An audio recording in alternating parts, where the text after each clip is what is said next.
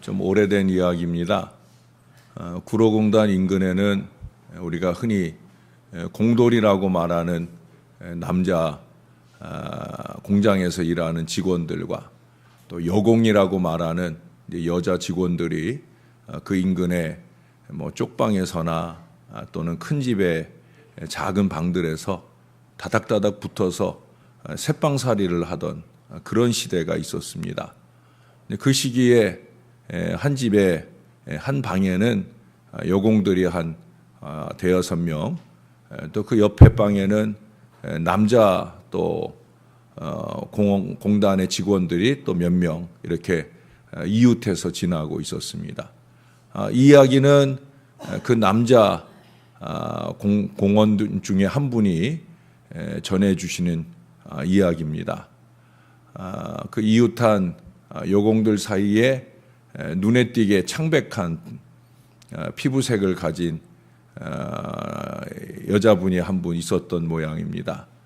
그녀가 그의 눈에 띄게 된 것은 이 병색이 있는 그런 창백한 얼굴을 가지고 있었기 때문에이기도 하지만 그런 얼굴빛을 가지고 있음에도 불구하고 얼굴에 한 번도 그늘이 있는 것이 아니라 늘 밝고 건강한 미소를 띠고 활기차게 살고 있더라는 거예요.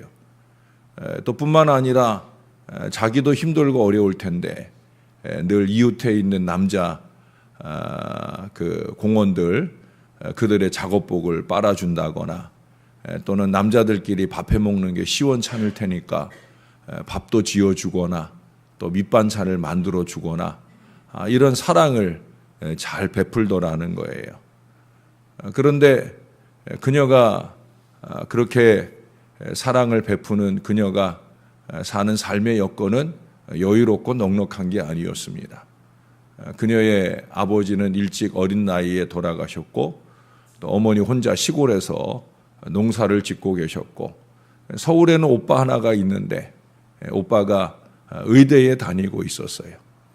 시골에 농사 짓는 엄마가 이 오빠의 학비를 댈 수 있는 형편이 아니니까 결국 이 소녀가 열심히 공장 가서 일을 하는 그 수고의 결실로 오빠의 학비를 조달하고 있는 거예요. 그녀의 꿈은 한 가지밖에 없어요. 우리 오빠가 대학 빨리 잘 졸업해서 하얀색 가운을 입은 모습을 보고 싶다. 그 마음으로 열심히 일을 합니다. 그런데 장마철쯤에 그녀가 쓰러집니다. 얼굴이 퉁퉁 붓고 온몸이 퉁퉁 부어서 병원에 입원을 했어요. 그래서 이제 그 집안에 같이 새들어 살고 있는 여공들과 남공들이 이제 같이 과일을 사가지고 병문안을 갔어요. 병문안 갔는데 가서 보니까 실제보다 더 위중한 거예요.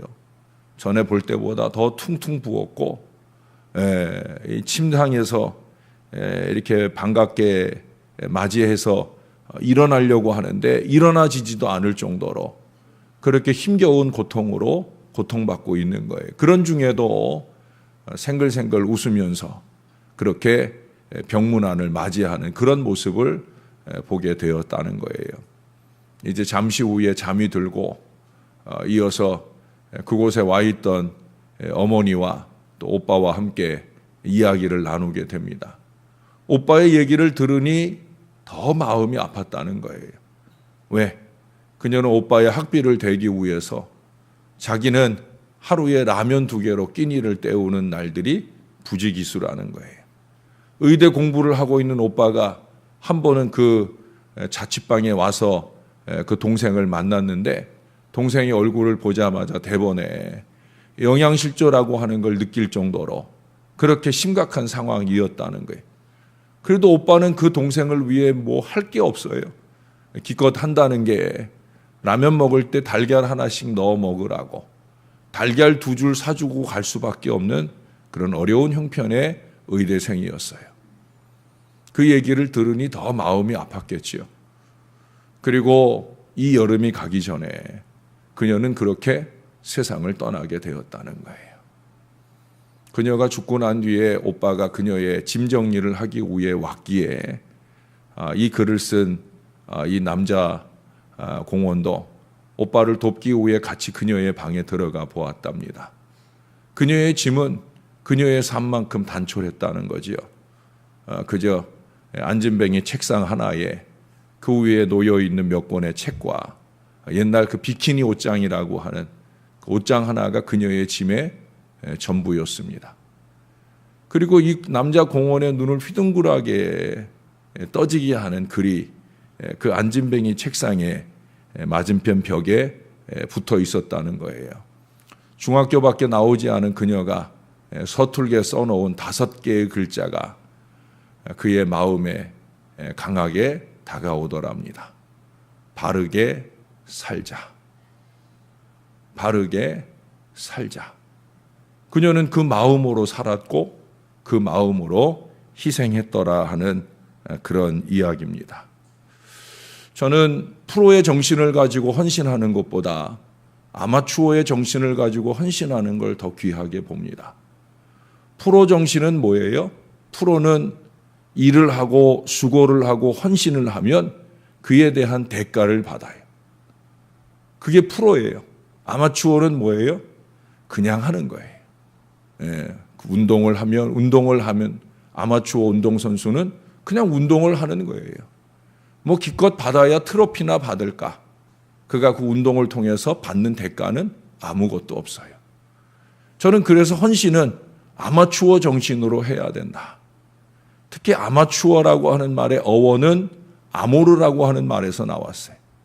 아모르라고 하는 말은 그리스 신화에 나오는 에로스의 사랑을 말하는 바로 그 아모르예요. 아모르라고 하는 것은 조건 없는 사랑을 말하는 게 아모르예요.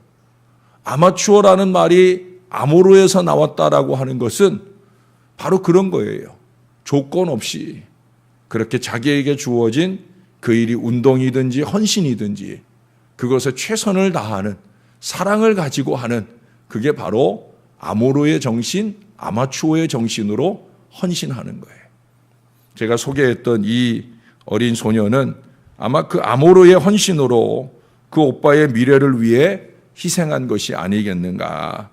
그저 아무것도 바라는 것이 없이 오빠를 사랑하는 마음으로 오빠의 미래를 위해 아낌없이 자기를 내어주고 세상을 떠난 것이 아닌가. 그렇다고 뭐 제가 이 얘기 끝에 예수 믿던 여인이었다 뭐 이런 얘기를 거창하게 하려는 게 아니에요. 예수를 믿거나 안 믿거나 간에 바르게 살자 하는 마음을 가지고 산다면 저나 여러분이 하나님 앞에 이 아모르의 정신을 가지고 아마추어의 정신을 가지고 그런 헌신의 역사를 이어가야 할 것입니다. 왜? 헌신은 희생입니다. 희생은 대가를 바라지 않을 때 특기도 몸살이지 아니하고 있는 그대로의 나를 내어주는 그 희생적 헌신일 때 그럴 때 우리는 그 앞에 머리도 숙여지고 모든 장애물도 무릎을 꿇게 되어지는 거예요.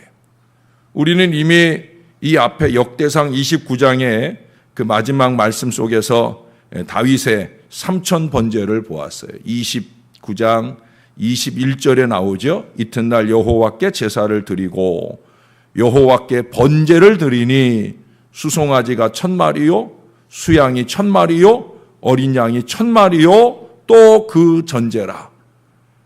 3,000 번제 이상의 대단한 번제를 다윗이 드렸다라고 하는 거예요. 저는 이 부분을 읽으면서 오늘 솔로몬의 1,000번제가 놀랍질 않더라고요. 왜? 솔로몬의 1,000번제를 가능하게 했던 다윗의 3,000번제가 있더라는 거죠. 죄송하게도 제가 30여 년 목회한 목사인데도 불구하고 다윗의 3,000번제를 처음 봤어요. 성경은 그런 거예요. 성경은 그렇게 늘 새롭게 우리들에게 새로운 감동으로 도전하는 말씀이 바로 성경인 거예요. 여러분 다윗의 3,000번제 들어보셨어요? 못 들어보셨죠? 우리가 이미 그 말씀을 보고 지났는데도 불구하고 아마 벌써 잊어버리신 분들도 있을 거예요. 솔로몬의 1,000번제 와 대단하다 했는데 다윗은 솔로몬의 1,000번제를 도전하고 영향을 주는 3,000번제의 역사를 이미 아버지께 드렸다는 거예요. 그 다윗의 위대한 신앙이 솔로몬에게 계승되었다라고 하는 거예요. 그런 점에서 보면 우리는 늘 새롭게 주의 말씀에 감격해 나가야 할 것입니다. 이제 오늘부터 또다시 역대하 이 말씀을 상고하게 되면서도 우리는 이 놀라운 보물들을 찾아내게 될 것입니다. 사실 역대하 말씀은 열왕기서에 언급된 내용들을 반복해 보게 될 거예요. 열왕기 상하의 내용들을 보게 되는 거니까 같은 내용들을 보게 되는 건데 두 권의 책을 한 권으로 보는 거니까 오히려 내용은 축소되어 있지만 오히려 더 큰 감동을 찾아낼 기대를 가지고 우리가 이 역대하 말씀을 우리가 찾아보아야 될 것입니다. 다시 솔로몬의 일천번제로 돌아와서 바로 그의 이 일천번제가 순전한 감사의 제단이었다 하는 사실을 오늘 우리가 1절에서 찾아볼 수 있어요. 다윗의 아들 솔로몬의 왕위가 견고하여 가며 그의 하나님 여호와께서 그와 함께 하사 심히 창대하게 하셨다. 이미 창대하게 하시는 은혜를 입은 거예요. 그래서 하나님 앞에 감사의 제단을 쌓는 거예요. 내가 1000번째 드릴 테니 하나님 나한테 뭘 주시겠어요? 이런 기대를 가지고 이런 욕심을 가지고 이 일을 하는 게 아니에요. 그냥 하나님 앞에 너무 감사해서. 그래서 7절 이하에서 하나님이 나타나셔서 내가 내게 무엇을 주랴 라고 말씀하시지 않아도 상관없는 그런 제사를 오늘 올려드리고 있는 거예요. 지혜냐, 부냐, 존귀냐, 영광이냐, 재물이냐 그런 거 허락하지 않으신다고 하여도 아무 문제가 없는 거예요. 왜? 솔로몬은 그저 기쁘게 일천의 희생을 하나님께 온전히 드리고 있는 것이기 때문에 오늘 우리가 이 부분을 1장 전체를 우리가 해석하면서 그런 솔로몬의 순전한 마음은 다 제껴두고 하나님 앞에 헌신하면 복 받는다. 이런 구도로 기복적인 신앙을 자극하다 보니까 솔로몬의 본 순전을 우리가 놓쳐버리고 지나왔던 때가 많았을 거예요. 그러나 우리는 그 순전을 찾아가야 됩니다. 저는 그래서 7절 이하의 이 축복에 대한 얘기는 오늘 안 하려고 해요. 왜? 그건 솔로몬의 헌신을 우리가 먹칠하는 거기 때문에. 솔로몬은 그냥 헌신했어요. 여러분, 번제라고 하는 제사의 의미는 헌신이라고 그랬어요. 제가 이제 나중에 이스라엘의 5가지 제사를 시리즈로 설교할 때가 올 텐데 번제라는 글자가 보이면 헌신했구나 이렇게 생각하시면 돼요. 헌신의 제사를 올려드리는 거예요. 그런 것이기 때문에 하나님을 기쁘시게 하는 것 이외의 목적을 그 마음에 품을 수가 없는 거예요. 당연한 듯 일천 희생으로 번제를 드리는 그 자체만으로 의미가 있다라고 하는 거죠. 그는 드렸으니 드린 만큼 본전을 찾아야 되겠다 이런 생각이 전혀 없다는 거예요. 그러니 그가 구한 지혜도 역시 더 나은 헌신을 위한 요청인 거죠. 그는 자기를 위해서 구하지 않잖아요. 이 백성들을 잘 다스릴 나는 아직도 어리고 부족하니까 그러나 하나님이 나에게 왕위를 맡겨주셨으니 이 왕위를 잘 감당할 수 있도록 이 백성들을 잘 다스릴 지혜를 주세요. 그건 뭐예요? 헌신의 방편을 달라는 거죠. 헌신의 도구를 달라는 거예요. 헌신을 잘하기 위한 재능을 달라는 거예요. 여기서 우리는 이 다윗의 순전한 마음을 읽어볼 수가 있다라고 하는 거죠. 기왕에 부름받고 맡겨졌으니 피하고 못할 일이 아니라 더 잘 감당하기 위해서 노력하겠다라는 마음이에요. 그러니 주시려거든 내 안이나 만족을 위한 것보다 헌신을 위한 최상의 능력, 지혜를 주시면 좋겠다. 이것이 제대로 하나님을 사랑하는 자, 하나님께 제대로 예배하고 기도하는 자, 하나님께 영광 돌릴 헌신에 온전히 쓰임 받으려는 자, 부족하지만 부르심에 합당하게 쓰여지기를 소망하는 자, 하나님의 공급하시는 힘으로 모든 것을 감당하고 지금까지 지내온 것 주의 은혜로 알고 감사하면서 앞으로도 철저히 하나님만 신뢰하려는 자, 바로 그런 사람의 모습인 것을 우리에게 도전합니다. 날 구원하신 주 감사하는 찬양을 아시죠? 그 3절의 가사에 보면 이런 가사가 나와요. 길가에 장미꽃 감사.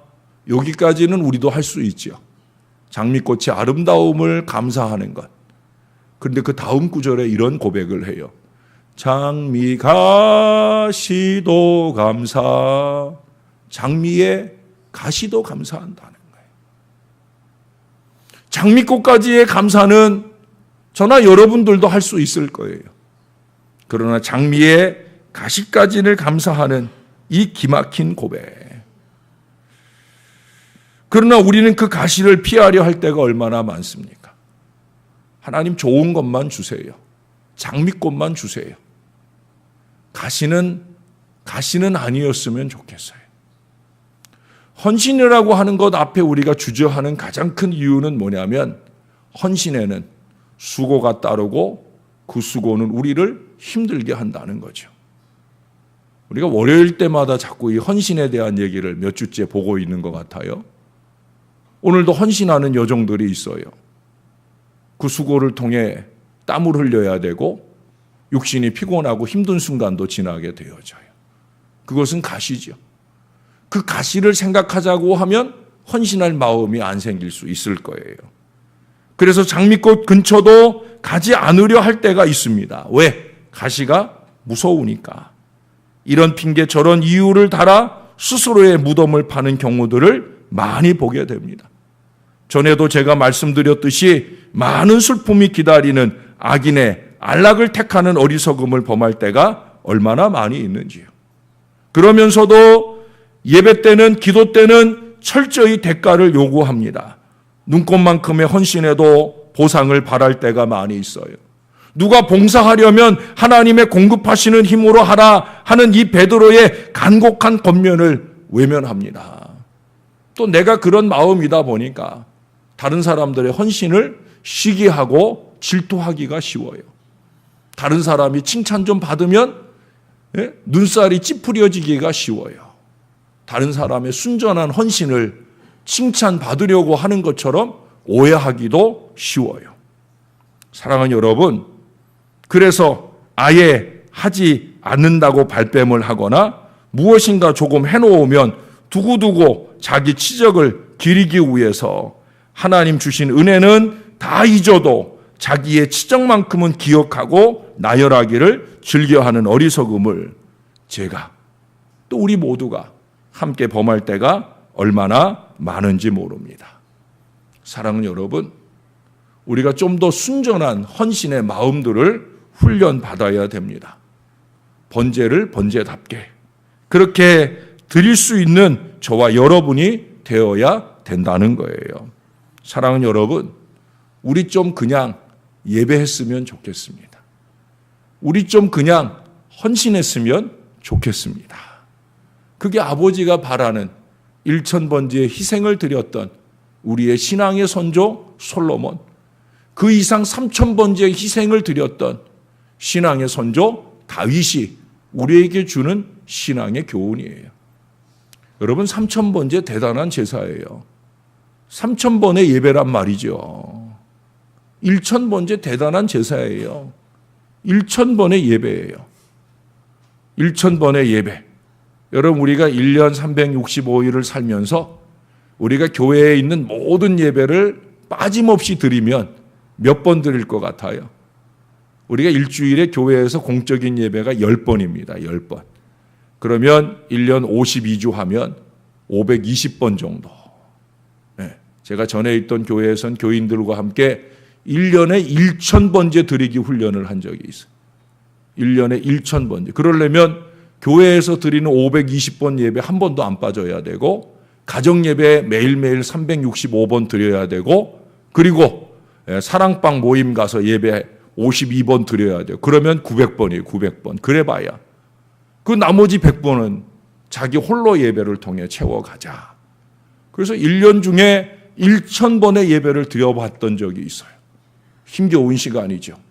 그것도 예배 때마다 하나님 앞에 매번 똑같은 예물을 드리면서 1000번제를 1년에 채웠던 적이 있어요. 그 예물이라는 게 믿음 좋은 어떤 분은 한 번에 10,000원 드린 분도 있고, 한 번에 1,000원 드린 분도 있는데 한 번에 10,000원을 생각해 보셔요.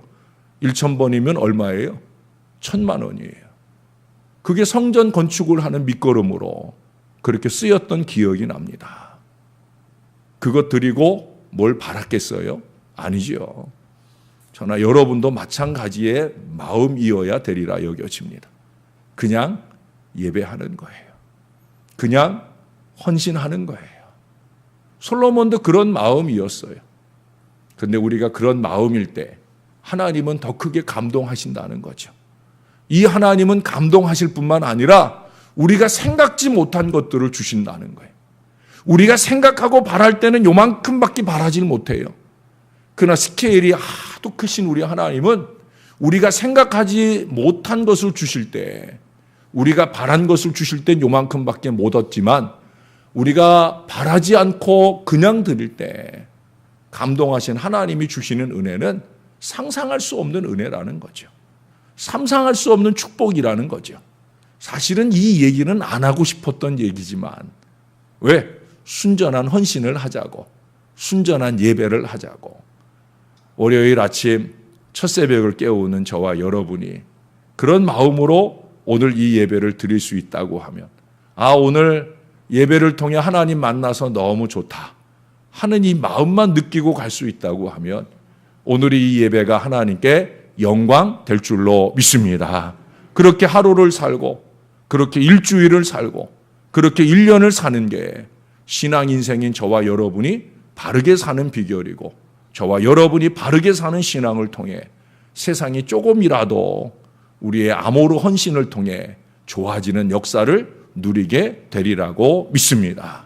그 은총과 그 역사가 여기 사랑하는 새벽 용사들을 통해 많이 이루어지게 되기를 예수님의 이름으로 간절히 축원합니다.